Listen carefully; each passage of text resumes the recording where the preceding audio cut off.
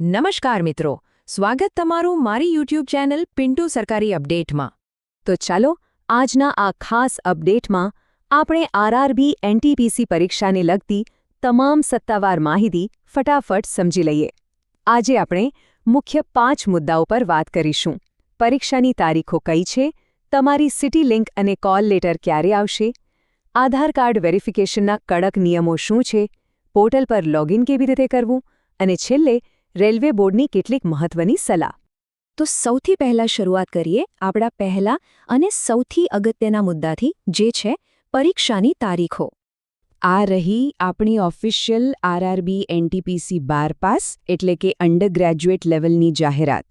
મિત્રો, જે લોકો લાંબા સમયથી CEN 7 2025ની તૈયારી કરી રહ્યા છે તેમના માટે આ ફાઇનલ એલાર્મ છે।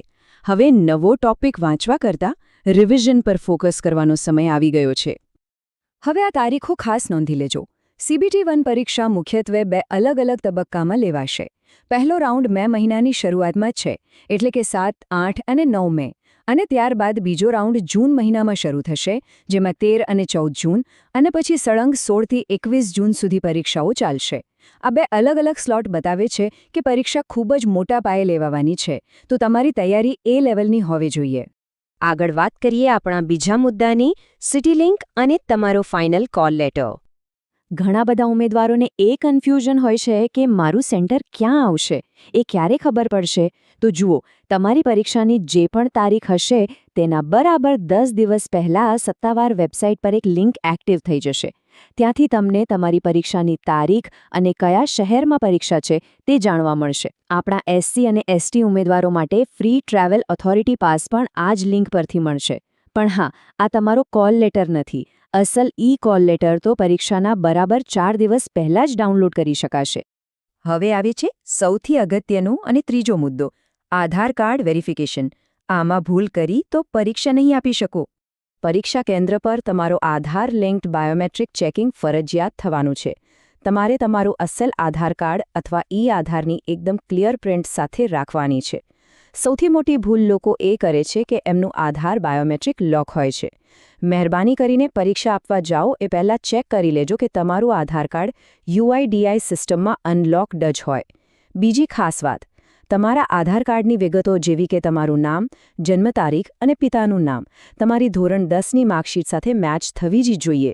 જો કોઈ નાની મોટી ભૂલ હોય તો અત્યારે જ સુધરાવી લેજો। અને આ બધી પ્રોસેસ પરીક્ષાના દિવસે એકદમ સ્મૂધલી પતે એના માટે બોર્ડે એક બહુ જ સરસ સુવિધા આપી છે।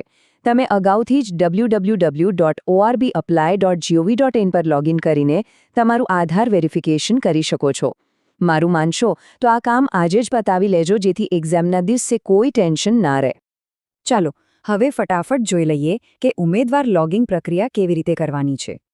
જ્યારે તમે લિંક પર ક્લિક કરશો ત્યારે કંઈક આવું જ પેજ તમારી સામે ખુલશે। આ ઓફિશિયલ લેઆઉટ છે, જેને અત્યારથી જ જોઈ લો, જેથી સાઇટ પર જાઓ ત્યારે તમે પરિચિત હો। લોગિન કરવું સાવ સિમ્પલ છે, ખાલી 3 સ્ટેપ્સ છે। પહેલા ખાનામાં તમારો એપ્લિકેશન રજિસ્ટ્રેશન નંબર નાખો, જે તમને ફોર્મ ભરતી વખતે મળ્યો હશે। બીજા સ્ટેપમાં તમારે પાસવર્ડ નાખવાનો છે। હવે અહીં કોઈ અલગ પાસવર્ડ નથી, તમારી જન્મ તારીખ જ તમારો પાસવર્ડ છે। તેને DDMMYY ફોર્મેટમાં નાખવાની રહેશે। અને છેલ્લે નીચે જે કેપ્ચા કોડ દેખાય છે તે ટાઈપ કરીને લોગિન કરી લેવાનું છે। હવે ધારો કે તમે બધી જ સાચી વિગતો નાખી છે છતાં પણ લોગિન નથી થતું, તો ગભરાશો નહીં। બોર્ડે એક હેલ્પ ડેસ્ક નંબર આપ્યો છે, 95 13 16 61 89। કોઈપણ ટેકનિકલ ઇસ્યુ માટે તમે સોમવારથી શનિવાર સવારે 9 થી સાંજે 6 વાગ્યાની વચ્ચે આ નંબર પર કોલ કરીને મદદ માગી શકો છો। અને છેલ્લે રેલવે બોર્ડ તરફથી કેટલીક ખાસ સાવચેતી અને સલાહ જે તમારે ધ્યાનમાં રાખવાની છે। સોશિયલ મીડિયા પર અત્યારે ઘણી બધી ખોટી માહિતી ફરતી હોય છે, એટલે કોઈપણ જાતના અપડેટ માટે માત્ર અને માત્ર ઓફિશિયલ આરઆરબી વેબસાઇટ પર જ ભરોસો રાખવો। નોકરી અપાવવાની લાલચ આપતા કે પૈસા માંગતા દલાલોથી એકદમ દૂર રહેજો। રેલવેની આ ભરતી 100% કમ્પ્યુટર બેઝ ટેસ્ટ એટલે કે CBTના મેરિટ પર જ થવાની છે। તમારી મહેનત જ તમને નોકરી અપાવશે, કોઈ શોર્ટકટ નથી। મિત્રો, દરરોજની સરકારી અપડેટ સૌથી પહેલાં મેળવવા અમારું ટેલિગ્રામ ગ્રુપ જોઈન કરો। લિંક ડિસ્ક્રિપ્શનમાં છે, હમણાં જ જોઈન કરી લો। ચેક। તો મિત્રો, આ હતી સંપૂર્ણ માહિતી. જો તમને આ માહિતી ઉપયોગી લાગી હોય તો થમ્સ અપ વિડિયો લાઇક કરો. ફોન 1 મિત્રો સાથે શેર કરો, બટન અને ચેનલને સબસ્ક્રાઇબ કરવાનું ભૂલશો નહીં. મળીએ ફરી એક નવી સરકારી ભરતી સાથે. જય હિન્દ, જય ગુજરાત,